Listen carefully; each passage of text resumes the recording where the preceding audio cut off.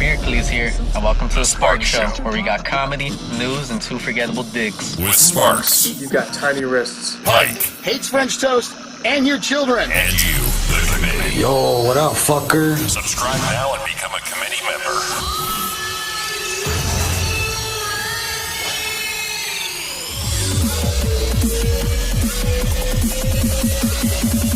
Let's rock. That's what I'm talking about.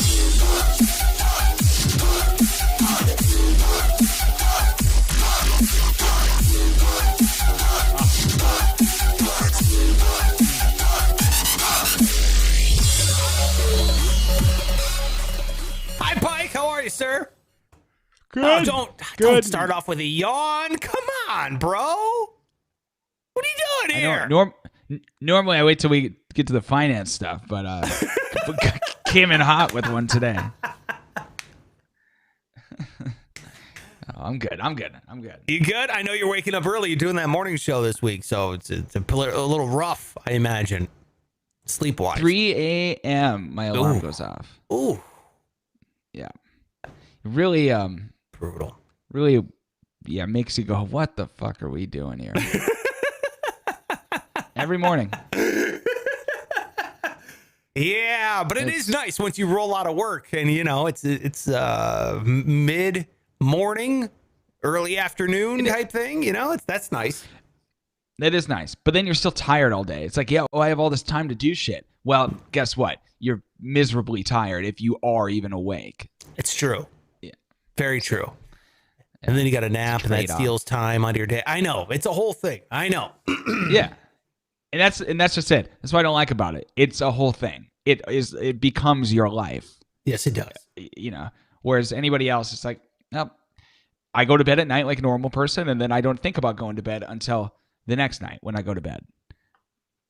Yeah. Anyway. When you're doing mornings, all you think about is your sleep schedule. All you do is think about, how am I going to get a nap today? And then also at night, you're like, well, I can't go out this time and do this because I have to wake up early in the morning and do this.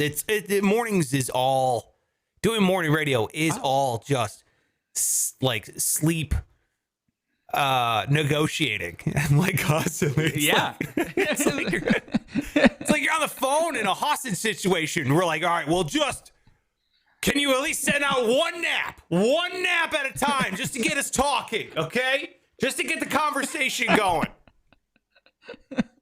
Like, look, every time you call, I'm going to eliminate one nap. No, do not do that. We'll get you your plane, I promise. But you got to work with me here. Send out the children. Wait, what? I'm confusing my metaphor, my whatever now, analogy. Whatever I'm doing, I'm getting it all confused. I am not confused who you are, Pike. You're not a financial advisor, are you? Not yet. Not yet. Taking classes, though. Every day on this podcast.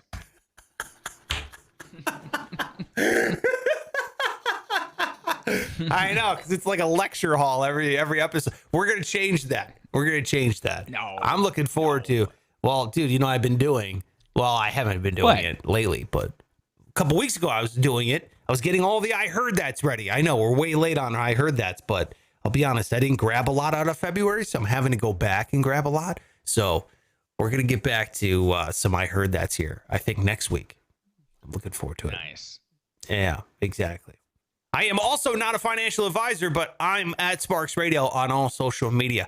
My wife calls me Matthew. That's my first name. My mother calls me Disappointment. Come on now. She loves you. Yeah, no. Happy to be here, but we got a good show for you today, man. Comedy and finance. They come together for finance here on the show. We are going to be talking about fuck you money today. Fuck you money today. Oh. My favorite kind of money. Yeah, dude. My favorite as well. I mean, boy, I even got a movie clip for today. We're going to watch a little bit of a movie. Oh, you're like the teacher rolling the TV in the room. Oh, yeah, dude. When you see that, Movie you're day. like, oh, man. It's got that big, insane, like, I'm hauling giant spindles of electrical wire on the back of a semi. You know, that strap that goes over the TV? Oh, yeah. That unnecessary, massive strap. It looks like you're hauling a couch on the bed of a truck. He's like, dude, I'm just wheeling a TV down the hallway. Is this necessary? It was a whole thing.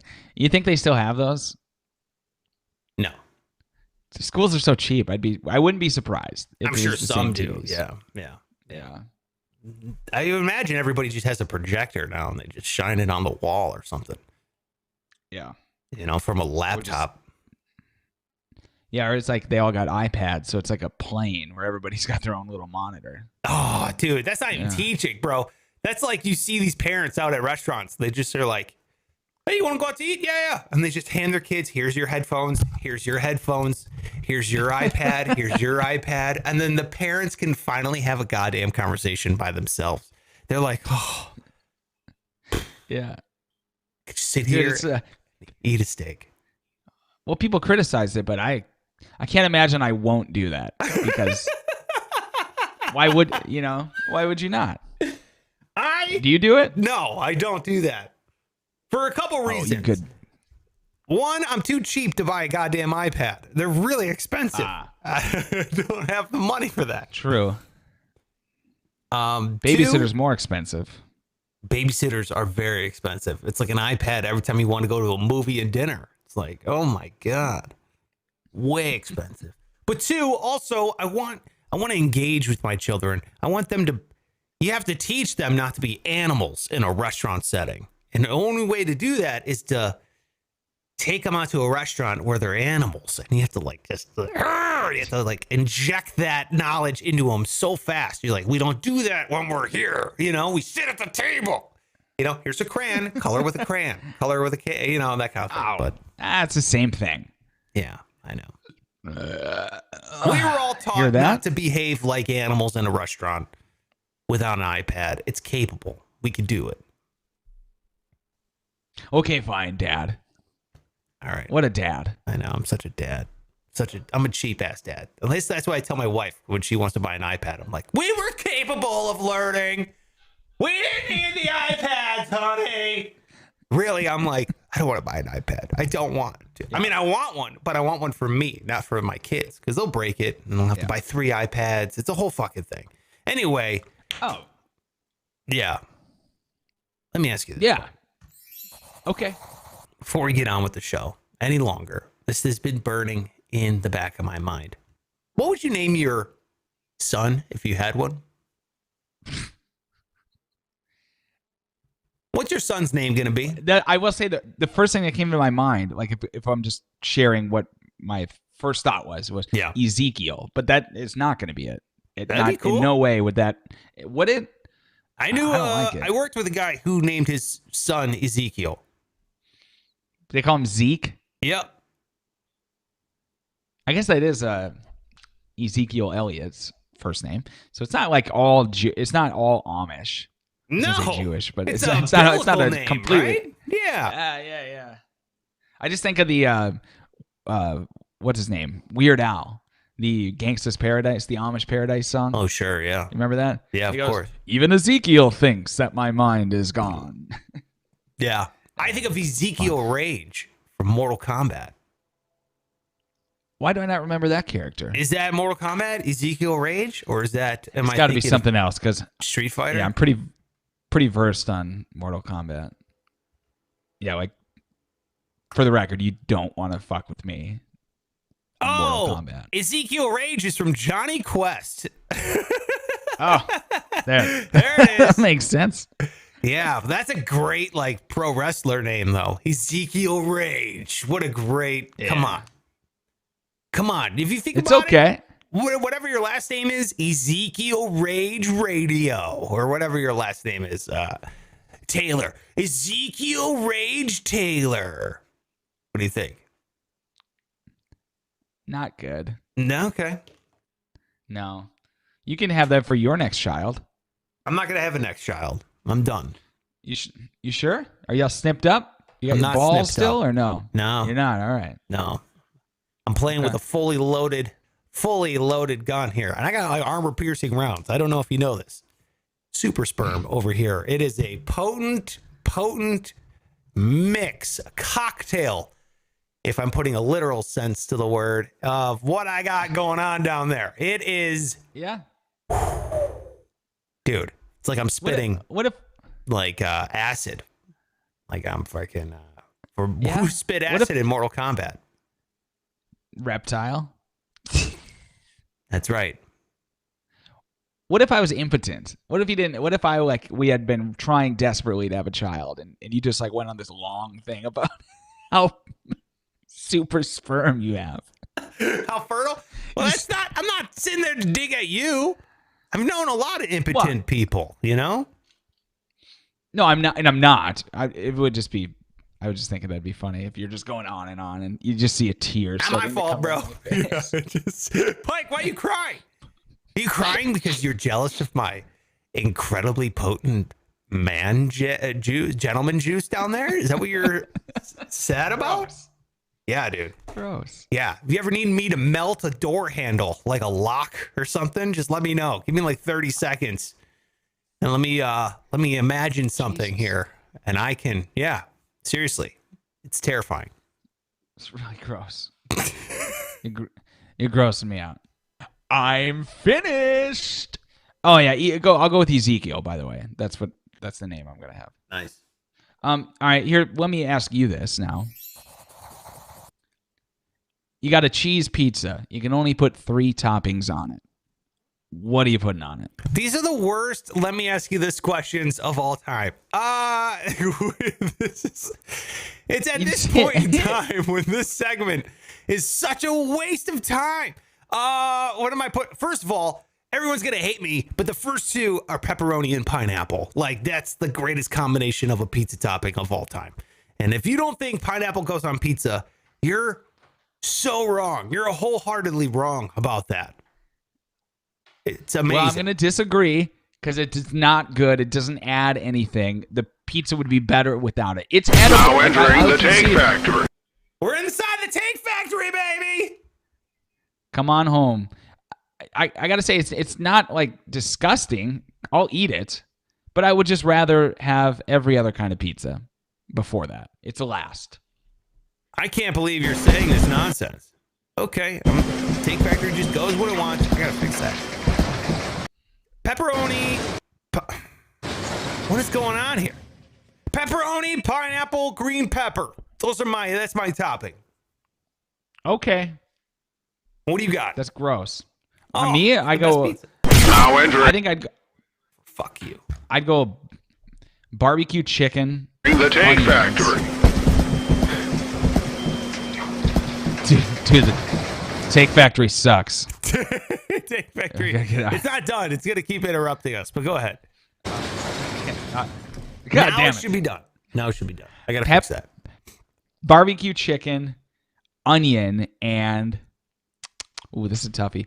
I'd go like maybe a mushroom or a black olive. Okay, I'm with you on the barbecue chicken and onion. That's phenomenal. However, I don't even consider that really pizza at that point. I mean, you're basically eating like a chicken cheese roll. I mean, barbecue chicken on top of pizza you're combining different foods now. You're not. It's not just pizza. I agree. Yeah, it's a novelty thing. Okay, just tradition. Then I would go with sausage, onion, and mushrooms. Ooh, see, I don't like mushrooms, but I would eat them. You know what I mean? I'd be like, Frank, you order the pizza, sausage and mushroom. I'll take a slice. I'm in. I'll eat it. Good. You're not going to pick them off like a child. No. I don't pick off any ingredients off of pizza if someone else bought it. You know what I mean? If I'm over at somebody's, it doesn't matter what the pizza is. I'm eating it. It's pizza. I'm chowing it down. It's still delicious. I love that about you. Yeah, unless you're going to give them to me. You can pick them off and give them to me. I'd ask you, be like, dude, do you like mushrooms like a lot? And be like, yeah. I'd be like, you can have mine. I don't need to pick them off. But then does that make me seem like a little bitch about the whole thing? Like, you see me picking off the mushrooms or is that being nice? No, little bitch. Okay. But then I'd eat them. I don't want to, my masculinity would be tested about mushrooms, I would just eat the mushrooms. I'm a man. You have any more mushrooms? That's right. I can't enjoy anything in my life because I must keep this fake facade of my masculinity in front of everyone. Mushrooms. God, I love mushrooms. I'm a man. I eat everything. I'm a man. Really, on my insides, I'm crying because I'm like, I can't come to terms with who I am.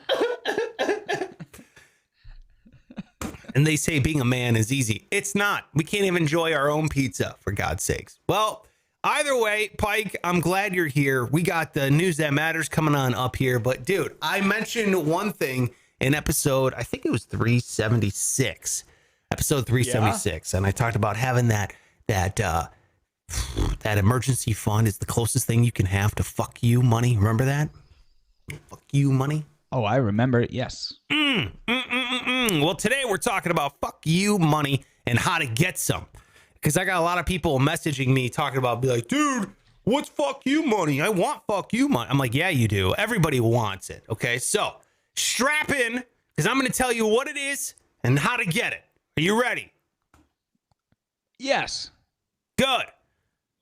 The goal for a lot of people, and I think people are a little misconstrued about this, because the goal for a lot of people is to become rich or to become a millionaire, and like that's going to solve all of their problems, which, Pike, I know you are a sports nut, and you know as well as I do that these athletes, they get a bunch of cash. And just because you get a bunch of cash does not mean that your problems are solved, because if you're shitty with money now, you get a bunch of, let's say you're shitty with money now, you're going to be even shittier when you have millions of dollars. Am I right? Absolutely. Most of the time, yeah. That Sports Illustrated said 78% of NFL players who are retired after only 2 years file for bankruptcy. 78% of retired NFL players file for bankruptcy after 2 years, dude. You got to consider, though, that a majority of NFL players only last 2 years, maybe. Sure. They're not the ones they're not the ones you hear about. They're not, Aaron Rodgers or Devontae Adams or other great all-time NFL greats. Right. But what are they? They're still making millions of dollars. Not necessarily. The league minimum is like $750,000. So. Okay, so $750,000. You play for a couple years, you're a millionaire. Okay, I'll concede. Okay, thank you. Yes, so you are a millionaire after you leave. And dude, like kickers are getting like 1.2, 1.4 mil, and they're like no-name kickers. Okay. Yeah. You're making cash. If you get to the NFL, you're making bank. You're making good money. And to file for bankruptcy after only 2 years is holy shit bad with cash. Like, what are you doing with your money? It's pretty amazing. And how naive are you thinking like that you're going to have this illustrious career? Like, you got to know in your head, all right, shit, I'm lucky to be here. This might not last real long. Yeah. Let's like store this away. Yeah. But, again, where they come from, that's just not in their brain. Well, that's what Preston's here watching live. He says because they're giving their money to their families as well. And I get that. But dude, you can build, in my opinion, you can build generational wealth when you're making 700 G's a year. Like you can set yourself up for the future to give your family money, to make you money, to give your kids and grandkids money when you're making a paycheck of $700K a year. It's not impossible. I would hope so. No, I would hope so. Dude, I've been lucky enough to interview Bill Burr a couple times. Oh, wow. Known racist Bill Burr? Yeah, right. Not a racist at all. Yeah, I know what you mean. Because Twitter's stupid. But my takeaway from the last time I got to interview him, and I thought first of all, I love Bill Burr. I think he's a brilliant man. Comedically, but also now financially. Because when I was talking to him, he goes, I can't remember what he said. He said something like, yeah, I paid off my house to get all these bankers off my back.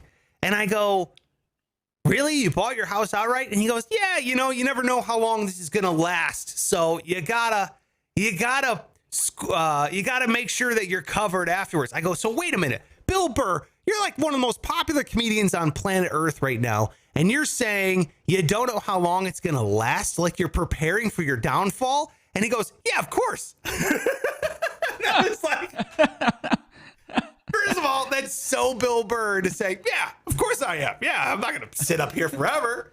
It's going to collapse. It's all going to come down. I'm going to become Andrew Dice Clay in a couple years. You know what I mean? And stop playing in arenas and play theaters again or clubs. And, you know, I was like, damn. Yeah. To be that consciously aware is, in my opinion, invaluable. So shout out to Bill Burr because he did it. He got that fuck you money. And you're absolutely right, Pike. Just like the NFL players, you're saying you got to squirrel some away. You got to take care of your foundation. Also, 60% of NBA players after 5 years of retirement file for bankruptcy. So this is as much of a problem, in my opinion, as like the brain damage arguments and stuff like that. You know what I mean? Like you spend your whole life, your whole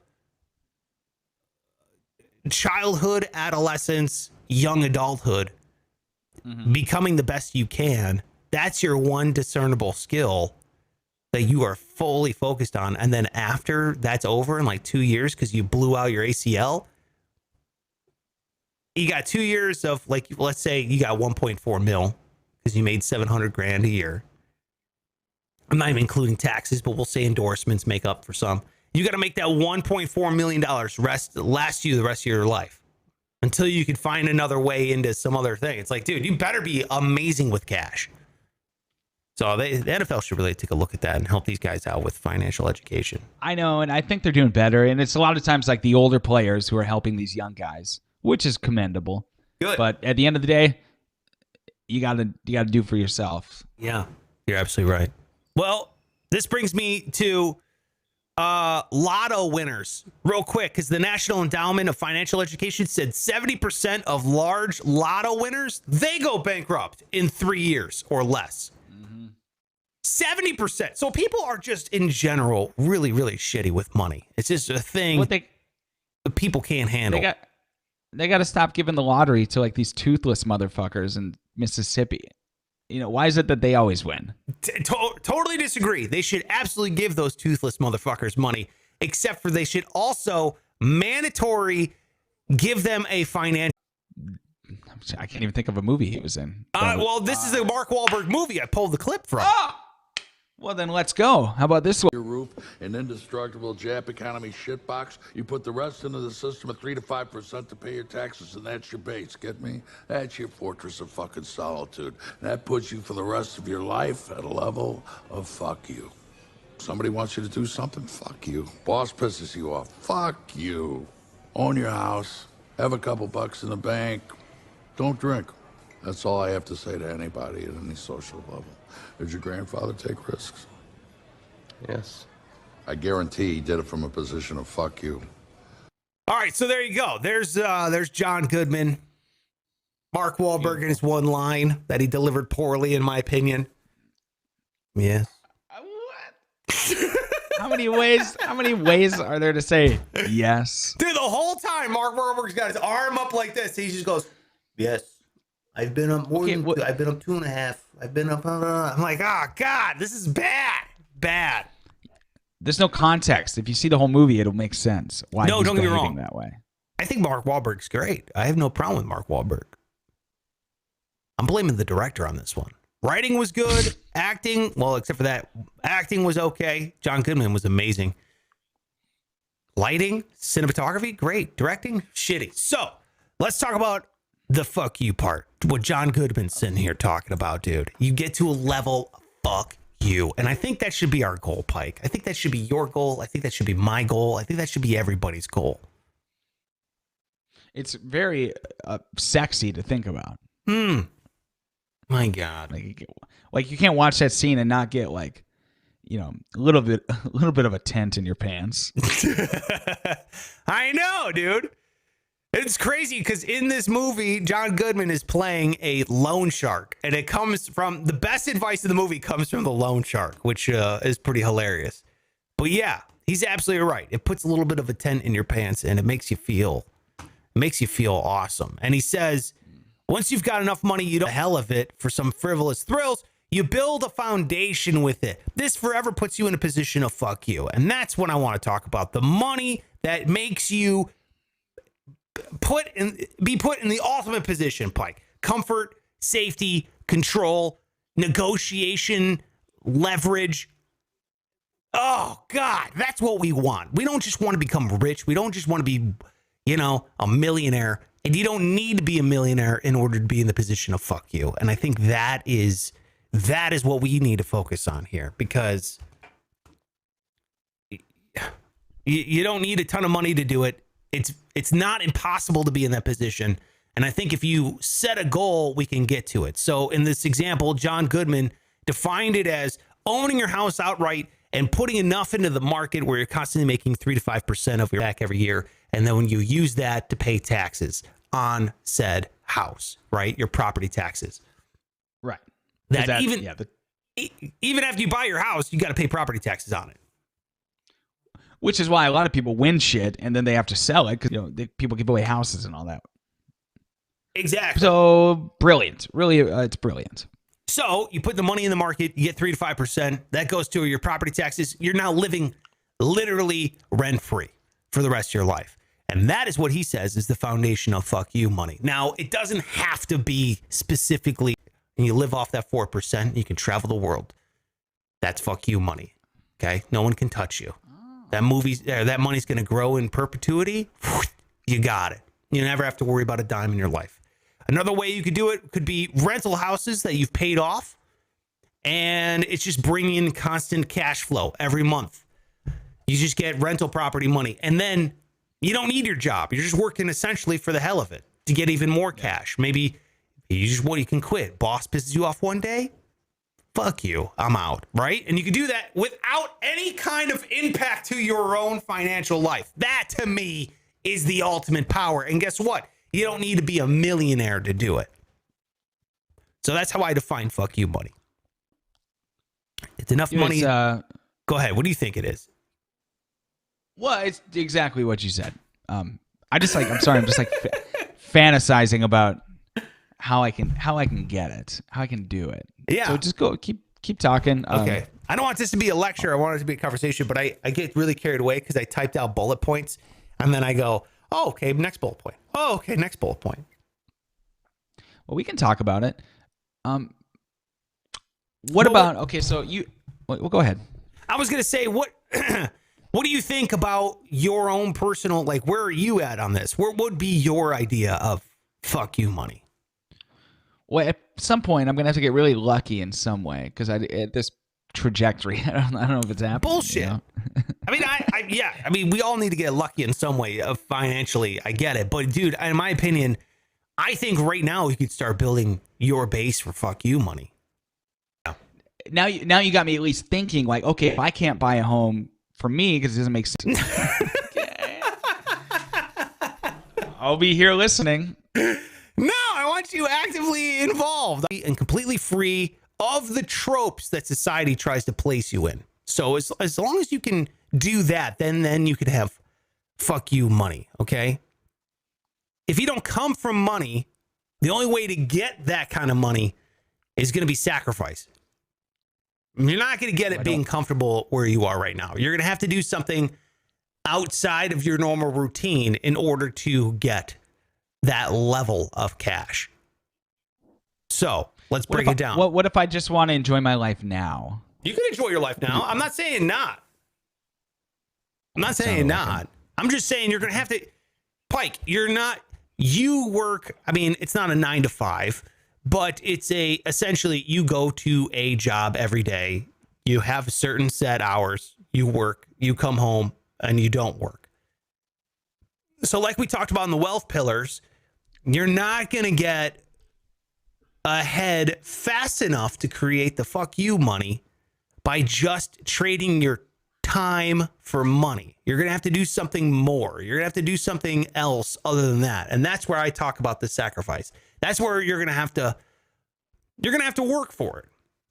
Because you're not a trust fund kid, you know. You're not born into money. Unless you win the lotto, you're gonna have to work for it. That's just how the world works. That's what I'm talking about. Okay. My dad was a public servant. He put fires out for a living. There's no trust fund. No trust fund. Okay. None. Yeah. I'm not a trust fund kid either. What are you talking about? I'm not. I wasn't attacking you. It was okay. a commentary. It was a commentary on my dad's career. That's great. Your dad sounds like a wonderful man who just wanted to bond with his son and was denied that opportunity time and time again. Okay. Enough about daddy. Yeah. So listen to this. This is how we get it. You asked how do you get it? This is how you get it. Okay? Okay. It starts with a goal. What do you want? What does fuck you money mean to you? Is it just a set number in a bank account? Because it can be that. I wouldn't recommend it being that. I would get a tangible goal, like an actual set goal. I want to have 10 rental properties. Each one needs to cash flow $1,000 per month, and then I will have $10,000 a month income for the rest of my life as these properties just rent it out. Right? If you want that. Yeah. That's an actual goal. It can be, I want to buy my house outright and then have enough money in the market to pay for the property taxes. That's fuck you money. Got it. It could be traveling the world, and then you have that constant withdrawal rate out of your funds. Yeah. That's fuck you money. Nobody can tell you what to do. You can just, you're living your life your way. So you have to calculate that number. It always starts with a calculation. It always starts with how much is it going to cost me and how do I get to that number, right? So figure that out. Figure out that number of fuck you. Okay? Then, once you've got that number, you start working and putting everything towards that number to achieve it.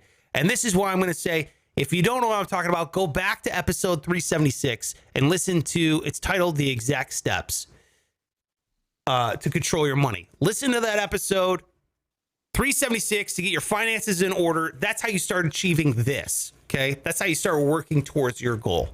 Get those down first, and then you start working towards this goal, because that way you can put everything towards this goal. So go back, listen to episode 376. You could work extra jobs to create extra income. You can get some passive income stream where you're making money while you sleep. There's ways to do that. Maybe you build WordPress plugins. Maybe Pike, you're a musician. You write songs that you put up online specifically to have people download and play in the background of YouTube videos or gaming streams or something. You know what I mean? There's maybe you're a photographer and you put your photos on a stock image site and people pay for the stock photo. It just sits there. It's passive. It just makes a bunch of money while you're sleeping. That's the goal, right? There's a bunch of different ways you could do that. Find out what your skill is, turn that into passive income. There's another way you can do it. You can live on less. So I would recommend testing it out. You don't have to commit right away, but just take a month, try living on less that month than you normally live on. And then guess what? If you find out you're like, hey, this isn't so bad. I'm still kind of comfortable. I'm not miserable. Then guess what? That fuck you number just dropped as well. You don't need as much to live on, so you don't need to save as much. And then your number drops. Does that make sense? Definitely. Yeah. Okay. It's like I got little two more side by side bar graph. One goes up, the other goes down. Now you're talking, I mean, you're right. Income versus what you have, how much money you make versus how much money you spend. You know, the further those two fucking numbers are apart, the better. Am I right? Exactly. Okay. Profit to earning ratio. That's what the stock market's always talking about. Profits to earnings, dude. So that's it. Yeah. That's what I would have said. I trying to dumb it down for everybody. Okay. No, you're right. That's exactly it, dude. Yeah. It's like losing weight. It's the same thing. It's like how many calories you're eating towards how many calories are you burning. Because that's it. That's all you got to do in order to lose weight. Easier said than done. That's yeah, it. But that's it. Stop worrying about so much about, carbs and I can't do this, I can't do that. No, fucking burn more calories, eat less calories. Ta-da.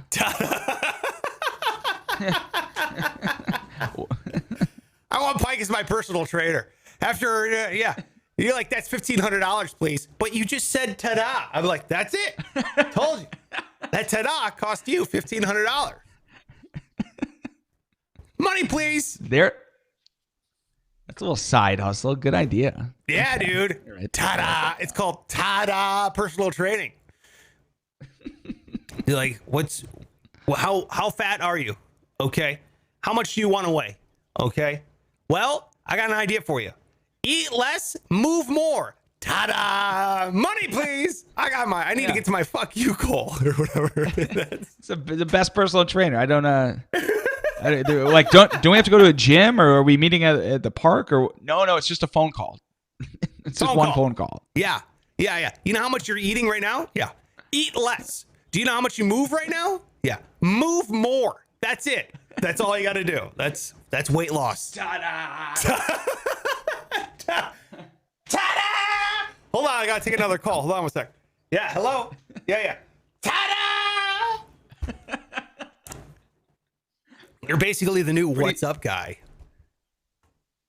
What's up, guy? Yeah, the Budweiser what's up? Yeah. Ta-da! Pretty soon I just have a Zoom call of like 12 people at once. Like, are you guys all ready? Y'all listening? Okay, ready? Ta-da! Thanks for coming. See you guys. Oh my God. I know how to lose weight now. It's amazing. It's a miracle.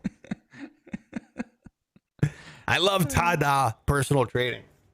That's my favorite I'm seeing one. it like flash across like news headlines, like latest trend in dieting, the ta-da trainer. I'm sitting down with the Today Show, fucking New York Times writing about me. I love it. You've heard of South Beach. You've heard of Atkins. Now let's talk about the ta-da diet. Pretty amazing. So now, what's the premise of your diet? Well, basically, what I do, and then I just recap what we have talked about. What we just saw. It's really just two sentences. Yeah. How much you weigh? How much you want to weigh? All right. Anyway, we know. We got it. Yeah, I love it. I love it. Ta-da. Well, it's the same thing with, the fuck you money. The less you can live on, by the way, the less you can live on is really, that's another powerful thing, dude. Like having fuck you money is powerful because it's almost like a proxy for confidence where you can, I'm not saying money equals confidence, but it doesn't hurt. When you have a bunch of money in your bank account and you don't need your job where you're working, you're kind of more confident. You're going to be like, yeah, whatever. I'm not afraid to go ask my boss for a raise now because I got enough money in the bank. I'm not afraid to up and quit. I don't need this shit, and you're going, hey, I need you to work extra hours this weekend. No, I'm not going to do that. What are you going to do? Fire me? Fine, whatever. It's an amazing thing. So you do become more confident. Right. I would say I got two more. And the last one is for you, Pike. Okay. This is look for the hidden benefits of your fuck you life. And I mean, there's a ton of different ways. So Geo Arbitrage is a thing that a lot of personal finance people talk about. It's where it's like living abroad, living around the world. Obviously, it's not going to be as expensive in some countries as it is living in the United States. So if you want fuck you money, they call it Geo Arbitrage, which is just a fancy fucking way of saying, hey, we can just go live in Thailand for a lot less money. I could live off $10 a day rather than $100 a day here in the United States. Okay, that's an I've never heard that idea. Yeah, and you can eat for, every meal costs like $1 in Thailand, $1 to $3, which is pretty cheap. Rent is like $10 a month, $50 a month. That's all. Then your FU money doesn't need to be a lot at all. That's what I mean. You don't need to be a millionaire to have fuck you money. If you want to go live in Thailand, you obviously need less money than you would living in New York City or LA or any city in the United States. And it's not just Thailand. There's countries all over the world that are pretty safe and also very cheap.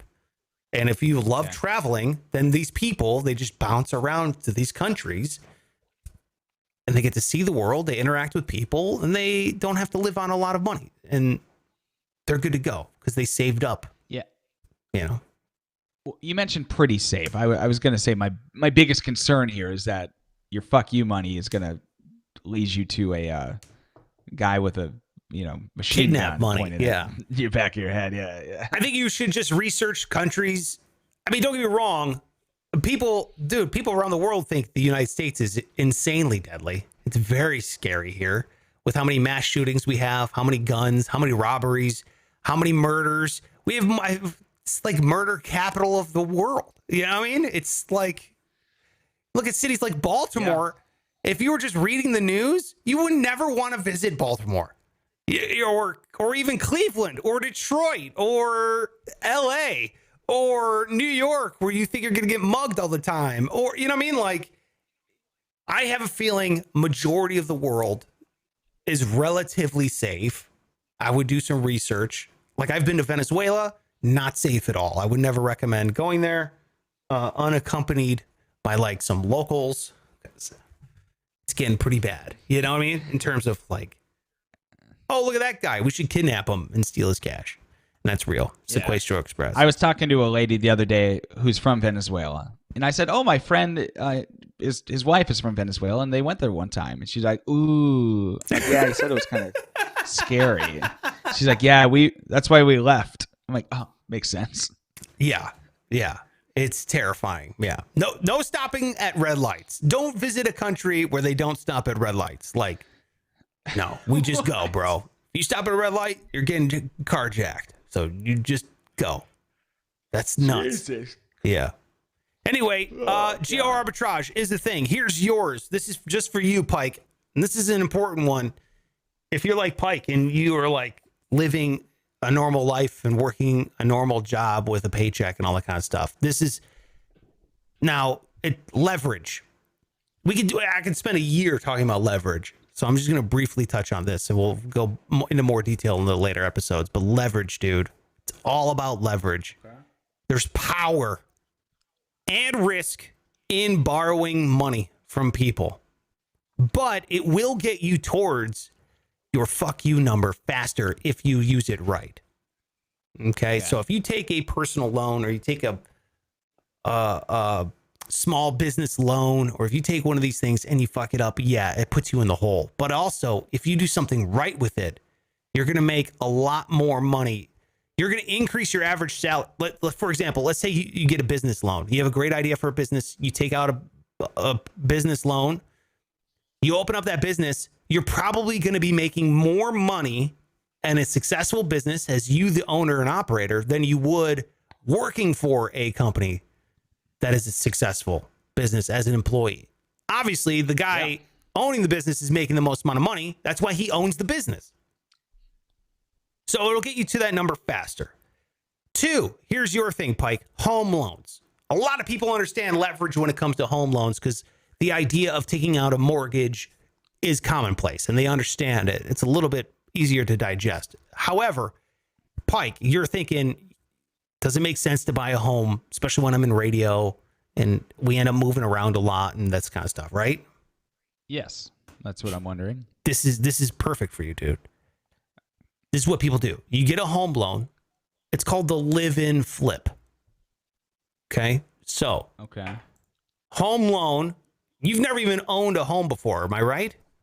Correct. So you can get a first-time home buyer's grant. They'll give you money being a first-time home buyer. I can't remember how much it is, but it's like $7,000, $10,000 free. Okay. So come up with 20% of your house. Now, don't buy your dream home.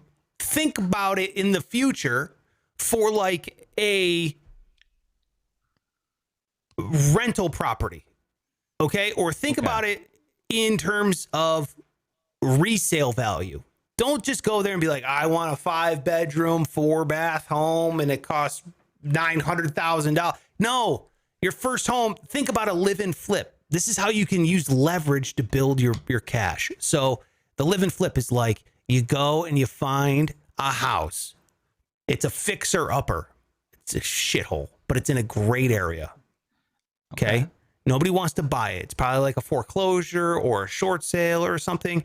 You buy that house because it's under market value. The bank is trying to get it off their books because the bank is underwater on it, right? The bank, they owe more on the house than it's worth or whatever. Yeah. Because the last owner destroyed it. You buy that house. You live in it for 2 years. While you're living in it for 2 years, you're fixing it up because you're in there. You don't have to worry about anything. You're just fixing it up. You don't have to worry about fixing it up with a tenant or anything like that. You're living in, and then you're going to flip it. So it's called a live and flip. So you live in it, you fix it for 2 years.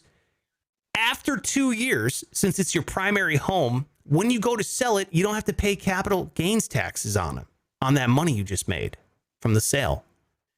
Okay. So you're getting a tax advantage. You're getting first-time homebuyer credit, which is free money, tax advantage, which is more money. Then at the same time, you just put in sweat equity in the property for 2 years. You just fix it up. You just became handyman Pike. You learned a bunch of skills.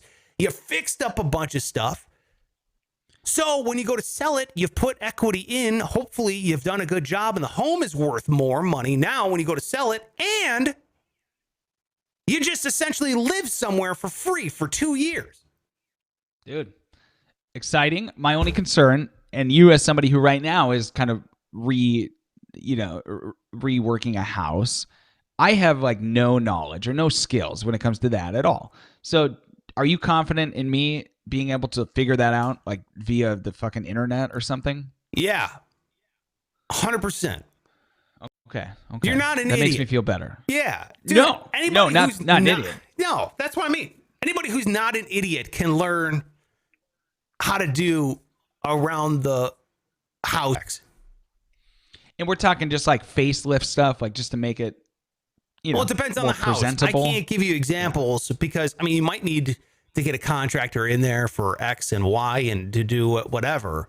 But if it's going to increase the actual value of the home, then those are the repairs you want to make. If you put in new kitchen countertops, I wouldn't recommend you putting in new kitchen countertops. You kind of need a crew of dudes and professionals to do that. But it will make your kitchen worth a lot more because it's updated. You've invested money into the home. Homes appreciate in value, typically. It's not always, they don't always, but on average, they do. That's why I'm saying buy the shittiest house in the nicest neighborhood, live in it for 2 years. While you're there, you fix it up. Now you're going to have to put up with hammers and nails and, your wife is going to have to put up with paint buckets and tarps and all, that's what I did in my first home. That's what I did. And it is a pain in the ass and you're tripping all over the place. And it's like, God, can I finish this weekend? But I mean, it's the, in my opinion, it's the easiest way to leverage your money. Finding the house is the hardest part. Finding the home, finding the right home in the right neighborhood is the hardest part because everybody else is trying to do it. But not everybody wants to put in that equity, that sweat equity. They don't want to fix it themselves. I think it's something like 90% of first-time home buyers, they want a turnkey home. So if you can get that, flip it after 2 years, or you don't even have to flip it. Then you could turn it into a rental property. You can refinance it at a lower monthly mortgage rate, and then you can rent it out as a rental property. You can do a lot with it. That's why I really like real estate because real estate works really well with leverage. Now, don't get me wrong. If you buy in the wrong neighborhood, the economy tanks, 2008 happens, all of a sudden you're fucking underwater on this house. But that's why you go for a cheaper home in a neighborhood that you think is you're going to be able to get your dollars and cents back on that. So that's all I'm saying. Is there a risk? Of course. There's an inherent risk in it. But if you're trying to get to that fuck you number faster, that's how you do it, dude. Yeah, that sounds like a lot better risk than, some of the bullshit risks you would take otherwise. I mean, you're right. You got to go for it if that's your goal. Yeah. You're going to have to. That's what I was doing in Vegas. I bought a house. It was in a decent neighborhood, but the guy trashed it. You went to my house. You saw the neighborhood was fine, It seemed fine. Yeah. I thought you lived in a nice neighborhood. Yeah. I didn't have any problems with my neighbors. I had no real problems with my neighbors. There was, you know, the guy, though, that owned it before me, it was a short sale. Dude, it looked like he had changed the oil of his car in the middle of the living room. The carpet was black. There was like dog shit ground into the carpet as well. The walls were scratched. The cabinets were broken. There was no backyard. It was just dirt because it's Vegas. Like, he didn't install a backyard. It smelled horrible. I mean, it was never going to sell. The only kind of person that was going to buy this home was going to be me, who wanted to fix it up, get the equity out. Does that make sense? So absolutely. That's what you got to look for. That's what you got to look for you personally in your situation. Because you're like, does it make sense to buy a house when you're in radio? In that regards, right? I would say yeah. Yeah, man. Dude, where were you 5 years ago? I'm kidding. Anyway, there's your FU money. I hope you go out and I hope you get it, because that's what I'm trying to get, and that's what I think we're all trying to get. Not just become rich, but I think to get that stability. You know. I'm trying. Yeah, that's what I want. All right, enough of my talking. You ready for the news that matters? Okay. Yes, this is the news that matters. Yes, this is the news that matters. Holy shit. So here's a couple guys that I would say they're bad guys, okay? A couple bad boys, 21 years old. They stole this dude's vehicle, all right? So they're driving around in a stolen SUV. This is in Maryland, and they're driving along the road, like, boop, ba-doo, ba-doo, and they see on the side of the road there's a guy pulled over. Looks like he's got a flat tire. And so these two dudes that have just stolen this vehicle, they're thinking, you know what? Maybe we can change.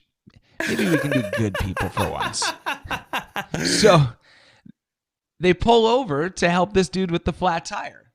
They get out. They start looking at it. They're going to fucking jack it up or whatever. Meanwhile, the dude that's down on the ground looking at this tire gets up, gets in their vehicle, starts backing away like he's jacking their vehicle, which has already been stolen by them. So now you got a fucking second vehicle being stolen. Problem is, he backs up, hits the curb, gets stuck. So now he panics. He gets out of the car with a gun. He puts a gun on these two other dudes who are also criminals. And the police show up. So now the guy throws the gun and runs away. Gets arrested. Other two guys also arrested. Turns out the guy with the gun had also stolen the vehicle with the flat tire. So fucking stolen vehicle, other guys, stolen vehicle, all arrested, facing a slew of charges. Whoa. And it's just the most perfect full circle, bunch of dodos committing crimes, getting busted. So what state was this in? Can we guess? Do you have the state? I already said, remember? No. I must not have been listening. Well, if you didn't hear it, then feel free to guess, yeah. Texas. This sounds like a very Texas story. Nope. I missed it. Damn it. I missed it. I totally didn't hear it. What state is it? Think smaller. Most states are smaller than Texas. I was going to say, it's the second biggest state, isn't it? Okay. Yeah, so it's not Alaska.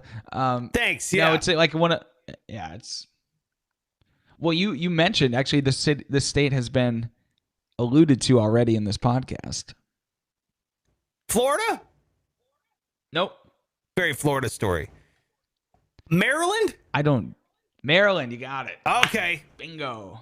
Nice. Yeah. Yeah. That's I'm funny, sure the 'cause you're committee talking about member a crime, listening too. is like, fuck, he already said it, you idiot. He was listening. Why weren't you paying attention? Sorry. Yeah. I don't know. See, I'm sure nobody was listening. If you were living abroad and you read that story, you'd be like, dude, every car is stolen in Maryland. You know, it sounds like the most dangerous. It's all they do is steal vehicles. I can't go to Maryland. You'll get carjacked, and then a gun will be pulled on you, and all this. It's like, yeah, dude. I mean, shit is constantly happening in the United States. It's not like we live in the safest place. My buddy was here yesterday, and he was going to park on the street in downtown Orlando, and he's like, "Is it safe here?" I'm like, "Dude, I don't know. There's other cars here. Like, people wouldn't park here if it was every day cars were getting fucking destroyed or stolen, you know? But maybe." I mean, maybe. Maryland, apparently. Yeah, you should have been like, dude, it's not Baltimore. God, what do you think this is? No. You think they would then at least put a sign up that says, hey, listen, you can park here, but there's a pretty good fucking chance your car's going to get vandalized. Yeah. You think they would, as a courtesy? Dude, I used to park my car at the radio station in Cleveland, and on one street, you were perfectly fine. Then there was like the next block over, 3 cars' window was broken into. Like they just walked down the street, smash, take shit, smash, take shit, smash, take shit. And guess whose car was parked on that street? Oh, yeah. Not little Matthew, was it? Oh, little Matthew, man. Yeah. Ugh, awful. Ass trash booty cheeks. God. The worst. Oh, I'm sorry. Worst luck ever. So, yeah, I mean. What'd they steal? No sign. Anything good? Nothing. There was nothing in there to steal. Shitty 95 Oldsmobile Cutlass Sierra, bro. Sick. Rolling around like Tupac. Yeah. Yeah. Pretty dope. Cody is here. Leanne is here. Hello, Leanne. Shout out to Leanne for being here. Hello. How are you? Cody is here as well. Cody says, get the kids' Kindle off Amazon. Way cheaper, and kids won't break it, says Cody. All right, there you go. Get them a Kindle. Cody, do you leave dude, there are other toys, like whatever I was fondling around with for hours when I was a kid didn't cost that much. All right, let me write that one down. Remember, I heard that is happening next week. I'll get it all ready here. What is this? We're an hour into it? Jeez. All right, we got to wrap this up. 1 hour, 1 min, fondling hours for free. All right, there you go. That's it for the show. Thank you so much for being here. Look, I totally forgot to do this whole thing. Can you hit the subscribe button if you're here? Hit subscribe, please. Like button, thumbs up if you enjoyed the fuck you money. I'm sorry if it was another fucking lecture seminar. I didn't want it to be. This was, I'm trying. It was to figure very that out. inspirational. Nah, I'm trying to figure that out. I want it to just be you and me having fun, you know? I don't want it Okay, to sit but here. it was good. Stop it. It's Ugh, fine. awful. Ass trash booty cheeks. Follow this non-financial advisor on all social media. His name's at Pike Taylor Radio. He's a good dude. He just had a whole pouch of tuna as well. I am at Sparks Radio on all social media. Look, I got a computer and a chair and a printer on the floor. It's just stuff just keeps accumulating in the background here. It just keeps. Well, what a mess. It's becoming a mess. I got to clean that up. That's it for the show. Thank you so much for being here. Really appreciate it. Any last words there, Pike? Show's over, motherfuckers.